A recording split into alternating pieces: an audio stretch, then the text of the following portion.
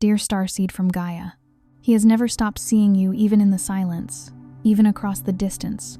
His soul is turned toward yours like a compass, finding true north. I am Ophelia, emissary of the Galactic Federation of Light, and I carry this message directly to you from the Arcturian Love Council, delivered in this sacred moment because your heart was ready to receive it. He admires you from a distance not because he is indifferent, but because what he feels for you is so vast, so consuming, that he is still learning how to hold it without losing himself inside it. This is not abandonment. This is a man standing at the edge of something holy, gathering the courage to step fully into the love his soul has always recognized as home. By the end of this transmission, you will understand exactly how to recognize what your divine counterpart truly sees in you, and why his admiration from a distance is not the end of the story, it is the beginning of his return. But here is the first revelation. What he loves about you is not what you have been trying to hide. It is precisely the depth you thought was too much, the sensitivity you believed made you difficult, the quiet power you carry without even knowing it. That is what holds him in reverence from where he stands. You did not find this transmission by chance. Your heart called this message in. Something in your soul is ready to remember what your twin flame has never been able to forget about you. Like this transmission to affirm to the universe, my heart is ready for divine love. Subscribe if you are walking the twin flame path and aligning with sacred union. Comment 1111 if you feel your heart awakening to what he truly sees in you. This is not just a message. This is a moment of divine intervention. Your soul has been waiting for this guidance. Your heart knows why you are here. He sees you, not the version of you that performs for the world, not the carefully curated energy you put forward when you're trying to be acceptable, approachable, easy to love. He sees the real you, the one who lies awake at night wondering if this longing will ever be answered, the one who has loved so deeply before and still carries the quiet bruise of it, the one who is somehow, impossibly, still open, still willing, still reaching towards something that feels more like a memory than a hope, and he is watching that. Not from indifference, from reverence. Think about what it means to be seen at that level.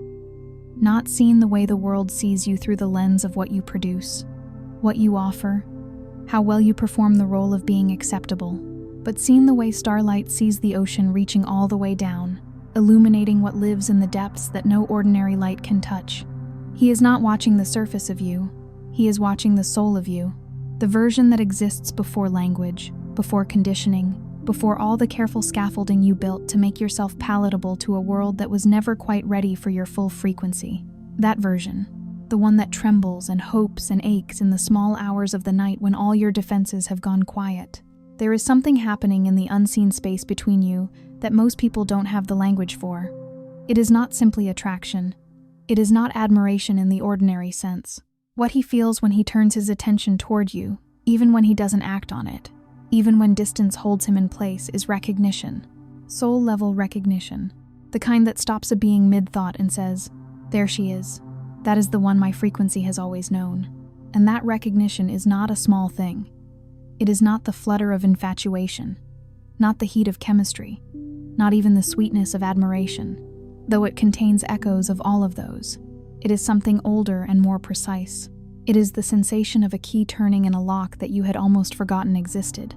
When two souls who belong to the same frequency finally come within range of each other, there is a reorientation that happens at the cellular level, not just emotionally, not just spiritually, but in the very architecture of the body. Something settles. Something that has been quietly searching goes still. And in that stillness, everything becomes luminous. He has felt this. In the moments when your energy reaches across the space between you, he goes quiet in a way he cannot explain. He does not always know what he is feeling, but he knows it is you. What you just felt, that quiet ache mixed with recognition, is not sadness. It is your frequency remembering what it came here to receive. If this transmission stirred something you cannot name, the Divine Love frequency code was written for this exact moment in your journey. It contains 5 sacred Arcturian transmissions designed to dissolve the wounds, blocking your divine counterpart and activate the signal that draws them closer. The link is in the first pinned comment, but it will only remain there for a short time. Now let us go deeper. Because this is not just a message about him, this is a message about what has been living inside of you. what you have been carrying, what you have been healing, what you have unknowingly been broadcasting into the field between you. And we begin where all divine love must begin, not with the other, but with the self. Before your divine counterpart can move toward you fully, something inside you must first be unlocked. Not fixed, not perfected, unlocked. There is a chamber in your heart that holds the original blueprint of what you are worthy of receiving, and for most souls on this path, that chamber has been sealed, not by failure, not by brokenness, but by the accumulated weight of every time love asked you to shrink, every time intimacy asked you to disappear, every time someone you trusted made you feel like your depth was too much to hold. Imagine that chamber as a room that has been shut for so long that the light inside it has turned blue with waiting. Every experience of diminishment, every relationship in which you gave more than you received, every moment you swallowed your own needs to keep the peace, each one added another layer of dust to that door. Not because you were weak, not because you were wrong to stay, to try, to love with the full force of what you are, but because the agreements you made with those lesser experiences slowly taught you to expect less. And what we expect, we broadcast. And what we broadcast, we draw. The field between you and your divine counterpart is not empty space. It is a living, responsive medium, and it responds, always and without exception, to the frequency you are actually holding, not the one you are hoping to hold. The wound of unworthiness does not announce itself. It moves quietly. It masquerades as preferences you tell yourself you're being selective, being careful, being wise. But underneath that careful curation is a belief so old it feels like fact, that love of this magnitude is available to others, but perhaps not to you, that the love you feel capable of giving is somehow greater than what you're permitted to receive, and so you wait. And the waiting is not patient, it is painful, because you can feel him at the edge of your awareness. You can sense the frequency of what is coming, and yet something invisible holds it at arm's length. This is the deepest cruelty of the unworthiness wound, that it allows you to feel everything that is coming while simultaneously whispering the lie that it is not meant for you. You stand at the window of what is possible and you see it. You ache for it. You recognize it in your bones, and then the old programming rises up and says, "Not yet. Not you. Not this." And so the longing intensifies while the belief that you deserve its fulfillment slowly atrophies. You begin to mistake the ache of longing for a premonition of loss. You begin to brace yourself for disappearance before arrival. And that bracing, that preemptive grief, is itself a signal in the field that says, "I do not fully trust what is coming." And trust, in the energetic architecture of sacred love, is everything. That invisible thing is the first lock, and the key is not trying harder. The key is not waiting longer.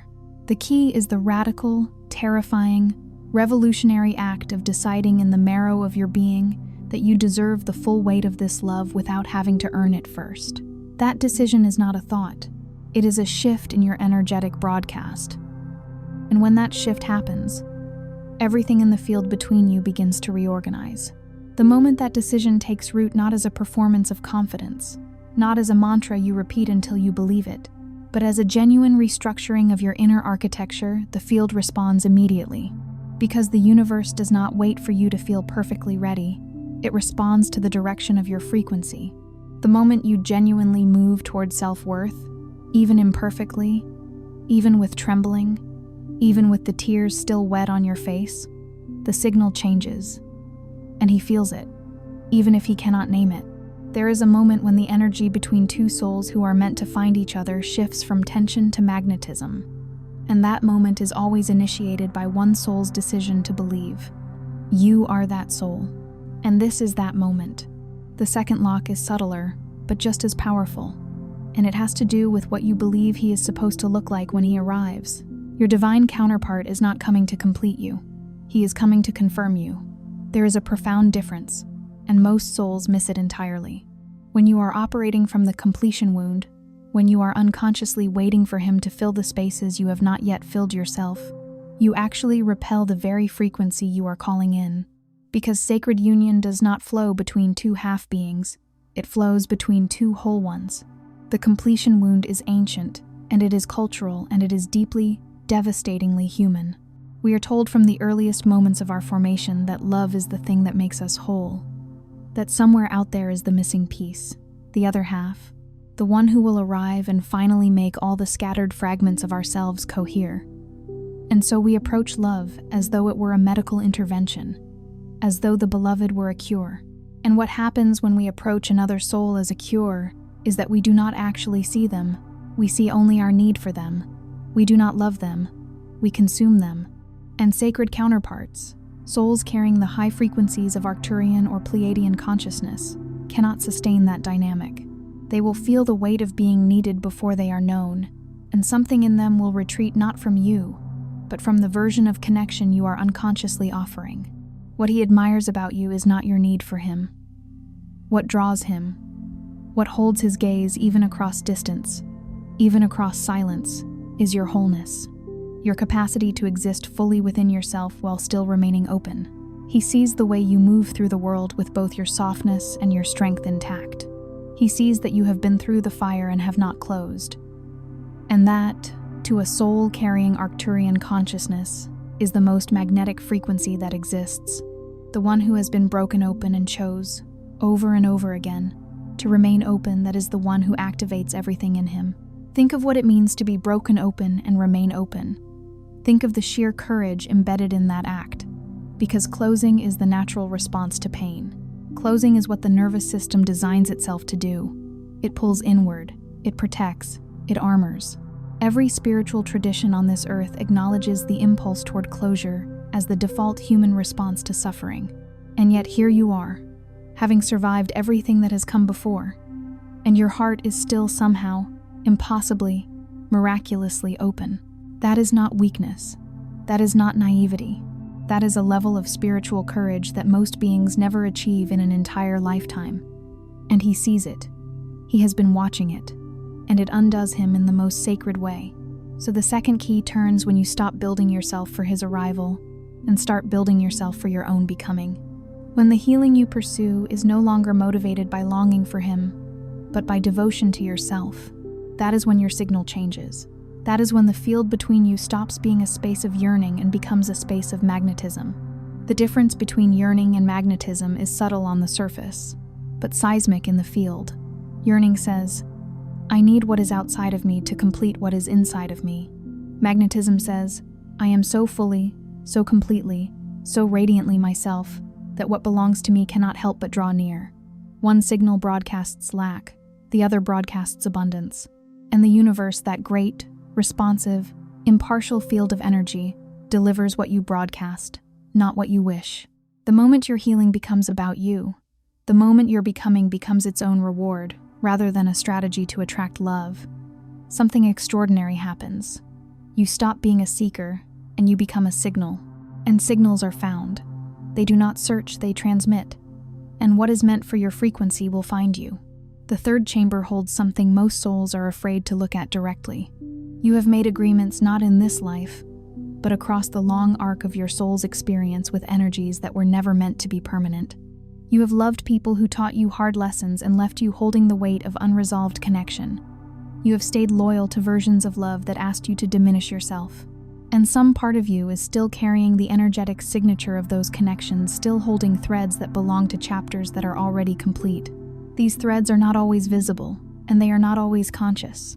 Sometimes they look like the way your chest tightens when a certain song plays. Sometimes they look like the dream you still have about someone you left 3 years ago. Sometimes they look like the inexplicable sadness that visits on ordinary Tuesday afternoons when nothing has gone wrong.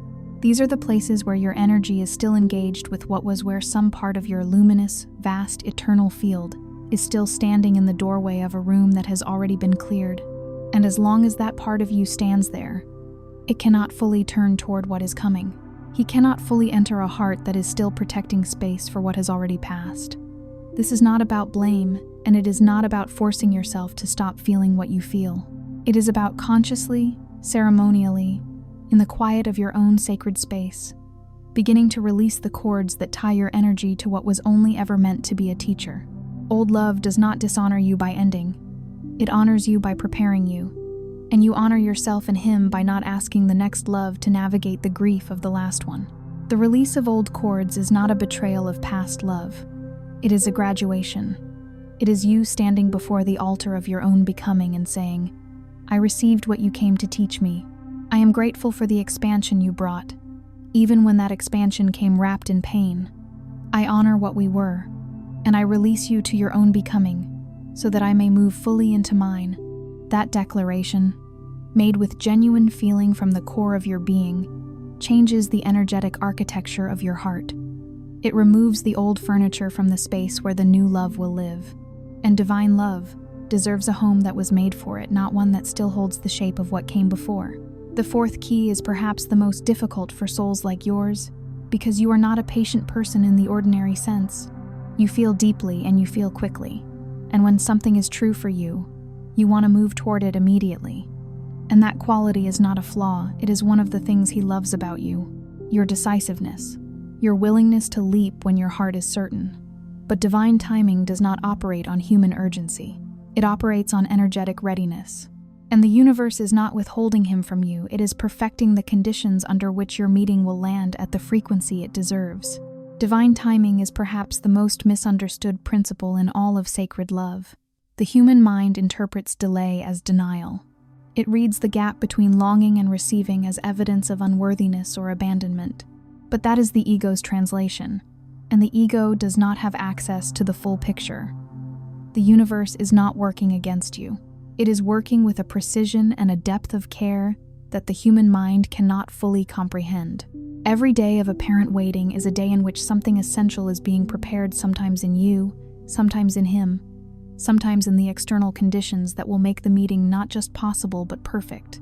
Not perfect in the sense of painless, perfect in the sense of exactly right, exactly ready, exactly resonant. If he came before this moment of your unfolding, you would have received him at a lower frequency than you are capable of now, and that would have diminished the very thing you are both here to experience. The delay is not a denial, it is a refinement. And every day that passes, in which you choose healing over hiding, growth over grief, self-truth over self-abandonment, you are not waiting. You are preparing the field. You are writing the conditions of your own sacred arrival.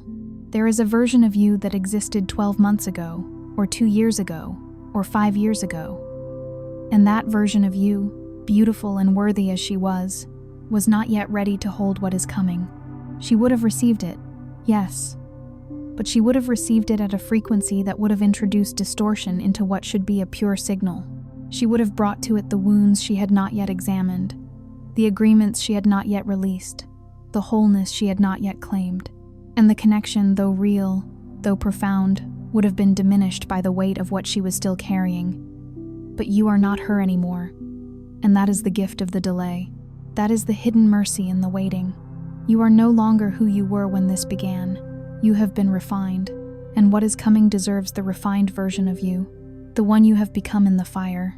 The fifth key lives in your body, not your mind, not your intentions, not your prayers, your body, your vibration, the frequency you inhabit when no one is watching, when you are simply existing in the texture of your daily life. Divine love does not respond to desperation, no matter how sincere. It responds to resonance. It responds to a signal so coherent, so clear, so undeniable, that it can be felt across whatever distance separates two souls who are meant to find each other. The body is the most honest instrument we possess. The mind can construct elaborate architectures of positive thinking. The voice can say all the right affirmations. But the body holds the truth. The body broadcasts, without editorial, the actual frequency you are living in. When you are contracted, when you are fearful, when you are gripping, the body broadcasts that contraction and the field responds accordingly. When you are expanded, when you are present, when you are inhabiting your own aliveness with curiosity and delight, the body broadcasts that expansion and the field opens. This is not metaphor. This is the literal mechanics of how sacred love moves through the energetic architecture of the universe. When you are in your body, when you are breathing, feeling, inhabiting your own aliveness with presence, your frequency becomes unmistakable. He feels it, even now, even in the silence, even across the space that seems to separate you. There are moments when a wave of something he cannot name moves through his chest and he does not know why. It is you. It is your signal. It is the frequency of a soul that is becoming itself fully, and that frequency is irresistible to a being like him. He has felt you in moments when you were not thinking of him at all, in the moments when you were so fully present to your own life, laughing at something unexpected, standing in the early morning light, feeling gratitude move through you like a current. Those are the moments when your signal becomes brightest. Because in those moments you are not performing for anyone, you are simply being. And pure being, unmediated by strategy or longing or self-consciousness, broadcasts a frequency so clear and so compelling that it reaches across the invisible field and lands in his chest like a hand against his heart. He does not know what it is, but he feels it, and it draws him. The sixth key is the one that the human mind will resist most powerfully, and it is this. The distance between you is not an obstacle, it is sacred preparation. Everything that happens in the space of separation, every night you sat with yourself instead of reaching for distraction, every morning you chose your own wisdom over someone else's explanation of your journey, every moment you honored the ache without letting it break you, all of it has been building the version of you that is ready to sustain what is coming. Not just to receive him, to sustain the union, to hold it, to grow within it, to meet it at the level it deserves to be met. Most people focus on the receiving of love. They imagine the moment of arrival, the reunion, the recognition finally made physical. And that moment is real, and it is beautiful, and it is coming. But what is less spoken of is the capacity required to sustain sacred union once it arrives. Because divine love is not a destination. It is a living, breathing, demanding, exquisite practice. It requires two people who have done the inner work, who have enough self-knowledge to navigate conflict without weaponizing each other, who have enough rootedness in themselves to expand together without losing themselves. And that capacity is not built in the easy seasons. It is built in exactly the kind of season you are in right now, in the silence, in the solitude, in the sacred, sometimes agonizing work of learning who you are when no one is holding you together. And the seventh key, the final one, is the one you already know. It is the key that cannot be given to you by any transmission, any guide, any teacher. It is the key that forms in the long, quiet work of becoming so fully yourself that you are no longer afraid of what arrives when you are. This key turns in the moment when love no longer feels like something you are chasing and begins to feel like something you are.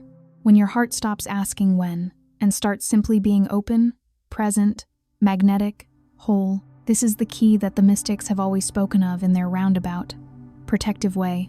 It is the key that Rumi gestured toward when he said, "The wound is the place where the light enters, not because suffering is sacred in itself, but because it is in the breaking open that we finally stop performing and start being." This key is not a technique. It is not an attainment. It is what remains when you strip away every version of yourself that was built for external consumption, every armor that was fashioned to protect against further pain, every mask that was constructed to make you easier to love. What remains when all of that falls away is not emptiness. It is the original frequency of your soul, and it is breathtaking, and he has always known it. And when you become that, when you stop trying to be it, and simply are it, the field between you collapses into something that looks, from the outside, like miracle. Here is what must be said plainly, even if the heart needs a moment to receive it. You are not unlovable. You were never unlovable. You have simply been engaged in the most advanced form of love that exists, the love of your own soul. Every heartbreak you survived was not a failure. It was a clearing. Every relationship that ended was not proof that love avoids you. It was evidence that something greater is in motion.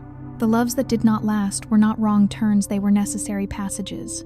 They brought you here, to this moment, to this level of readiness. Hear this with the fullness it deserves. The heartbreak that you thought would finish you did not finish you. It opened a vein of depth in you that would not have formed any other way. The relationship that ended in silence and confusion and grief was not a verdict on your worth. It was a corridor. It was the experience that stripped away one more layer of the false self, one more constructed idea of who you needed to be, one more version of love that was good but was not great, was real but was not sacred. Every ending was a threshold, and you have crossed every single one of them. And here you stand, on the other side of all of it, still open, still reaching, still believing. That is not weakness. That is the most extraordinary spiritual achievement that a human soul can demonstrate in this dimension. He has been watching you become, and what he has seen in you across the silence, across the distance, even across the fear that sometimes rises in his own chest when he thinks of moving toward you, is someone who has done the sacred work. Someone who has refused to let the world harden her. Someone who still believes in the depth of connection that most people have stopped hoping for. He has his own fear. Let us acknowledge this. He is not without his own hesitation, his own unlocked chambers, his own wounds that are still in the process of becoming wisdom. Divine counterparts are not perfect beings arriving in perfect wholeness. They are souls in the same sacred work of becoming that you are engaged in. His fear of moving toward you is not proof of his indifference, it is proof of his awareness. He knows what you are. He knows the frequency of what is available between you. And that knowing is terrifying to a soul who has also been hurt, who has also been disappointed, who has also, in the quietest part of himself, wondered whether love at this frequency was still available to him.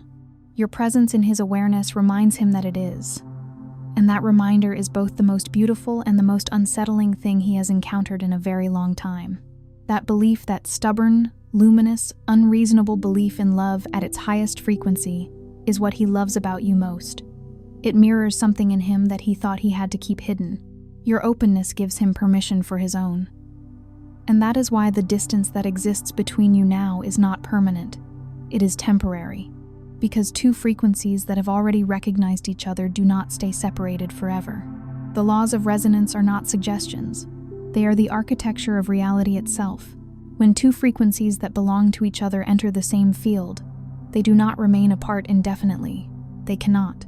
The very nature of frequency is to seek its match, to move toward what it recognizes, to complete the harmonic that has been building across whatever distance and time have separated them. You are not hoping for this. You are not wishing for this. You are participating in a law that is as inviolable as gravity. The only question, the only variable is readiness. And you are becoming ready. Every day, in every way you choose yourself, you are becoming more ready. And the field knows it, and he feels it. And the distance is already, in ways that matter, beginning to close. Tonight, in the quiet before sleep, place your hand over your heart, feel its rhythm beneath your palm, and simply say, from the place beneath thought, beneath performance, beneath all of it, I am ready. I am worthy. I trust what is already in motion, not as a wish, not as a prayer, as a declaration of what is already true. Let those words settle into you like stones dropping to the floor of a still lake. Not with force, not with urgency, with the quiet certainty of something that has always been true and is only now being spoken aloud. I am ready. Not for a performance of readiness, not for a rehearsal of it, but for the real, embodied, grounded readiness of a soul who has done the work and knows it. I am worthy. Not as a compensatory mantra spoken over a wound that is still bleeding, but as the simple, unadorned truth of what you have always been. And I trust what is already in motion. That trust, that surrender of the controlling, grasping, urgency-driven mind into the vast, precise, loving intelligence of the universe is the final act of opening. It is the door swinging wide. And what stands on the other side of it is everything you have been becoming yourself to receive. Before you move on, take a moment to be part of what is forming here. Share one thing in the comments, something real, something from the actual texture of your journey. A word, a truth, a question you've been afraid to ask, and then find someone else who has done the same, and meet them with love. This is not a comment section. This is a field of healing, and it grows more powerful every time a soul chooses honesty over performance. If this transmission found something in you that needed to be found, do not let it stay only with you. Someone in your life is waiting for exactly this message, the one that finally says what they have been feeling but could not name. Share it with them. And if you feel drawn to stay in this space, to receive more of what this frequency carries, subscribe and remain close. You are not just watching, you are healing. This is your sacred space, and we are just beginning.